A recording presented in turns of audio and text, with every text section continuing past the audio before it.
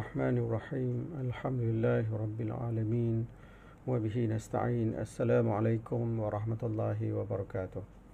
Pada kesempatan ini saya merakamkan ucapan terima kasih kepada pihak Masjid Sarjana Utama yang memberi kesempatan kepada saya untuk menyampaikan kuliah ringkas pada pagi ini.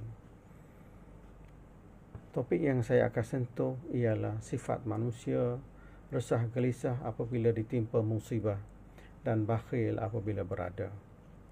Firman Allah Subhanahu wa taala pada ayat 14 surah Ali Imran. Allah Subhanahu wa taala berfirman, Bismillahirrahmanirrahim. Zujina lin-nasi hubbus syahawati minan nisa' wal banin wal qanatiril muqantarati minadh dhahabi wal fiddah wal khaylil musawwamati wal an'ami wal harth. Dzalika mata'ul hayatid dunya wallahu 'indahu husnul ma'ab. Dihiaskan kepada manusia kesukaan kepada benda-benda yang diingini hawa nafsu, iaitu perempuan-perempuan dan anak pinak, harta benda yang banyak dari emas dan perak, kuda peliharaan yang bertanda lagi terlatih, dan binatang ternak serta kebun tanaman.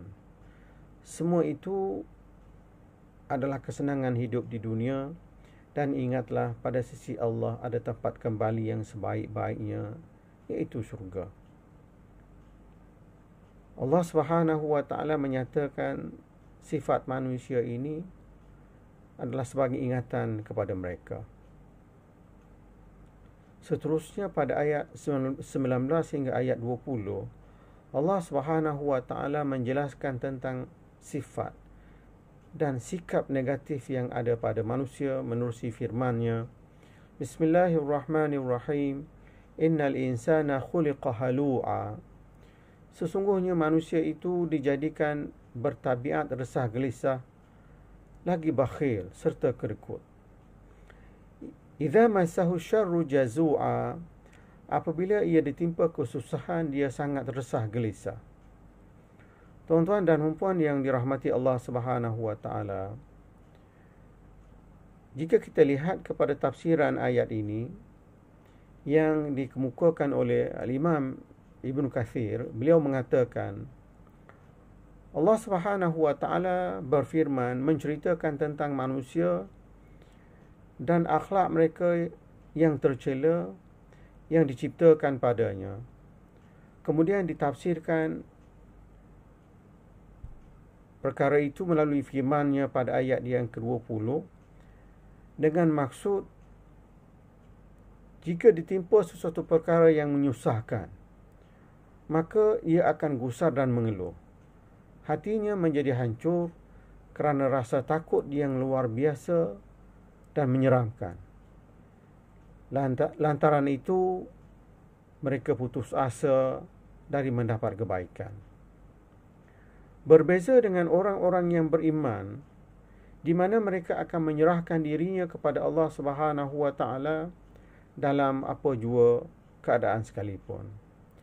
Mereka mengharapkan Allah Subhanahu wa taala melindunginya ketika ditimpa bala, dan mereka tidak akan bakhil dengan harta kekayaannya untuk menolong orang lain, kerana rezekinya telah ditakdirkan oleh Allah Subhanahu wa taala sejak mereka berada di dalam kandungan ibu.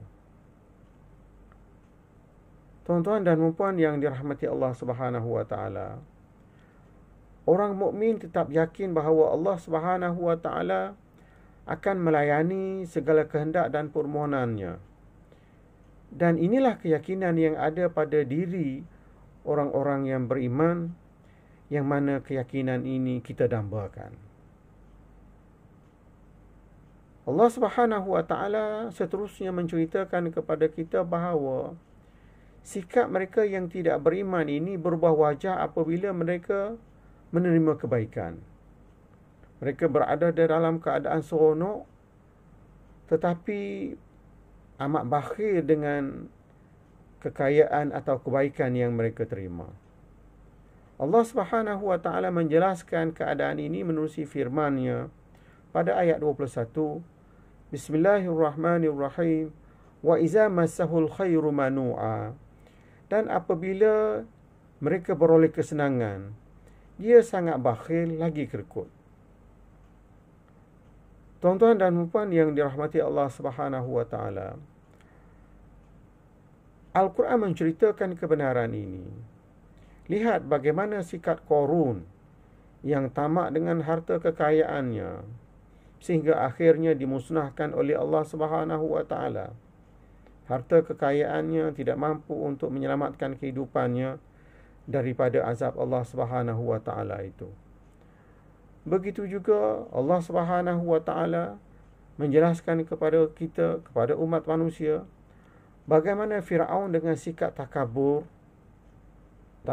dan bermegah dengan harta kekayaan yang ada padanya, dan takabur dengan kuasa yang dipinjamkan kepadanya, yang menyebabkan akhirnya Firaun dan bala tenteranya tidak mahu beriman kepada Allah Subhanahu wa taala dan enggan mengikut dakwah yang disampaikan oleh Nabi Musa alaihi salatu wasalam.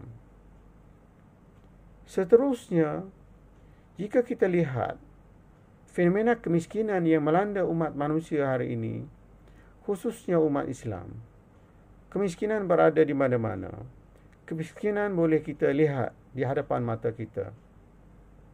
Justru apabila kita melihat saranan dan peringatan daripada Allah Subhanahu wa taala, kemungkinan boleh kita andaikan, kemungkinan boleh kita katakan bahawa salah satu daripada faktornya ialah apabila ada dalam kalangan hamba Allah yang diberi pelbagai kelebihan, kebolehan yang dapat menghasilkan kekayaan dan kesenangan, mereka lalai, mereka lupa tentang tanggungjawab membelanjakan sebahagian daripada harta mereka di jalan Allah Subhanahu wa taala.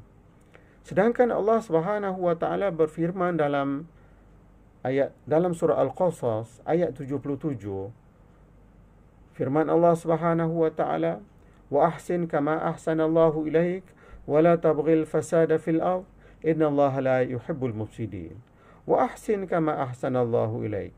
Berbuat baiklah kamu sebagaimana Allah Subhanahu wa taala berbuat baiklah kamu sebagaimana Allah Subhanahu wa taala berbuat baik kepada kamu. Wala tabghil fasada fil ard. Dan janganlah kamu melakukan kerosakan di atas muka bumi. Innallaha la yuhibbul mufsidin. Kerana Allah Subhanahu wa taala tidak suka kepada orang-orang yang melakukan kerosakan. Allah Subhanahu wa taala mengemukakan jalan keluar ini kepada manusia bagi menyelesaikan masalah kehidupan yang dihadapi oleh mereka.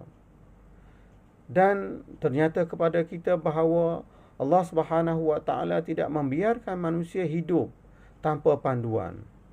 Sebaliknya Allah menunjukkan kepada manusia jalan keluar, di mana firman Allah Subhanahu wa taala pada ayat yang ke-22 dan pada ayat yang ketiga, firman-Nya, Bismillahirrahmanirrahim, illal musallin alladzina hum ala salatihim daimun.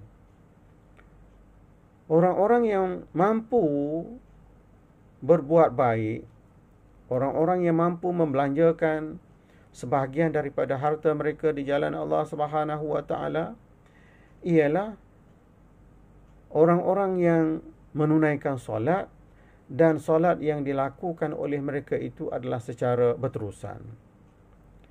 Keyakinan yang begitu jitu terhadap Allah Subhanahu wa taala menyebabkan hubungan dengan Allah sentiasa dijaga oleh mereka. Asasnya ialah menunaikan solat dengan tekun dan dengan memenuhi tuntutan dan syarat-syaratnya. Tuan-tuan dan puan yang dirahmati Allah Subhanahu wa taala, seperti mana yang kita tahu bahawa ibadat solat merupakan salah satu daripada rukun yang ditegakkan di atasnya iman dan taqwa. Inilah sifat pertama kepada orang Islam dan jalan yang mampu untuk menghubungkan mereka dengan Allah Subhanahu wa taala. Jika mereka menunaikan solat, maka mereka dapat berhubung dengan Allah Subhanahu wa taala, dan begitulah sebaliknya, jika mereka tidak menunaikan solat, maka jalan perhubungan untuk bertemu dengan Allah Subhanahu wa taala itu terputus. Tuan-tuan dan puan yang dirahmati Allah Subhanahu wa taala, ibadat solat itu akan menghilangkan perasaan keluh kesah yang dihantui oleh mereka. Dan ibadat solat itu juga sudah pasti mampu mengurangkan sifat tamak mereka kepada dunia, mampu mengikis sifat bakhil, dan akhirnya sanggup mengeluarkan sebahagian daripada harta kekayaannya, sama ada dalam bentuk zakat ataupun dalam bentuk infak di jalan Allah Subhanahu wa taala, untuk membantu golongan yang memerlukan, untuk membantu golongan yang tidak bernasib baik. Walau bagaimanapun, apabila salat diabaikan, maka putuslah hubungannya dengan Allah Subhanahu wa taala, sehingga dia kembali semula kepada solat dan menjalinkan semula tali ikatannya dengan Allah Subhanahu wa taala. Tuan-tuan dan puan yang dirahmati Allah Subhanahu wa taala, ini adalah merupakan suatu jalan keluar yang Allah Subhanahu wa taala kemukakan kepada kita apabila kita berada dalam keadaan keluh kesah, apabila kita berada dalam keadaan sayangkan harta kekayaan yang kita ada, dan sayang sebahagian daripada harta yang kita ada itu untuk berbakti di jalan Allah Subhanahu wa taala. Pada sekiranya kita lihat pada ayat yang berikutnya, iaitu pada ayat 26 sehingga ayat 28, Allah Subhanahu wa taala menjelaskan tentang keperluan seseorang insan, seseorang manusia yang beriman ini mendidik jiwanya dengan mempercayai hari akhirat, hari pengadilan ilahi yang maha agung. Lantaran itu, menurut Dr. Wahbah Az-Zuhaili, beliau mengatakan, orang-orang yang meyakini hari akhirat, mereka akan melakukan perbuatan kebaikan yang mendatangkan pahala, dan mereka takut kepada azab Allah Subhanahu wa taala. Lantaran takut kepada azab Allah Subhanahu wa taala itu akan membangkitkan ketaatan dan kesedaran mereka untuk terus beramal ibadat demi mengharapkan rahmat daripada Allah Subhanahu wa taala. Begitu juga pada ayat 31 dari surah Al-Insan, Allah Subhanahu wa taala berfirman, yudkhilu man yasha'u fi rahmatih waz-zalimin a'adda lahum 'adzaban alima. Dia memasukkan sesiapa yang dikehendakinya ke dalam rahmatnya, iaitu ke dalam syurga. Dan bagi orang yang zalim, disediakan azab yang amat pedih. Tuan-tuan dan puan yang dirahmati Allah Subhanahu wa taala, justru boleh kita tegaskan di sini bahawa aspek penting yang perlu diperhatikan oleh setiap Muslim ialah mengawal hawa nafsu, kerana mengawal hawa nafsu itu amat memberi kesan kepada diri seseorang untuk menunaikan solat dalam usaha untuk menjauhkan perasaan keluh kesah dalam dirinya yang dinyatakan oleh Allah Subhanahu wa taala dalam Al-Quran dengan lafaz halu'a. Dan penguasaan sepenuhnya ke atas hawa nafsu menyebabkan seseorang manusia itu dapat menterjemahkan nilai-nilai keimanan yang ada dalam dirinya kepada realiti kehidupan yang sebenar. Lantaran itu Allah Subhanahu wa taala menegaskan pada ayat 29 dari surah Al-Ma'arij, Bismillahirrahmanirrahim, walladzina hum li furujihim hafizun. Maksudnya, dan orang-orang yang menjaga kehormatan dirinya. Jadi kesan yang baik daripada manusia, termasuk menjaga kehormatan dirinya, adalah secara jelasnya adalah kesan daripada menjaga solat, adalah kesan daripada menunaikan ibadat solat, menjaga solat dan menunaikannya secara konsisten. Maka dengan demikian kita mampu mengabdikan diri kepada Allah Subhanahu wa taala dalam erti kata yang sebenar, demi untuk memenuhi tuntutan dan redha Allah Subhanahu wa taala. Aqulu qawli hadza wa astaghfirullah li wa lakum. Wassalamu alaikum warahmatullahi wabarakatuh.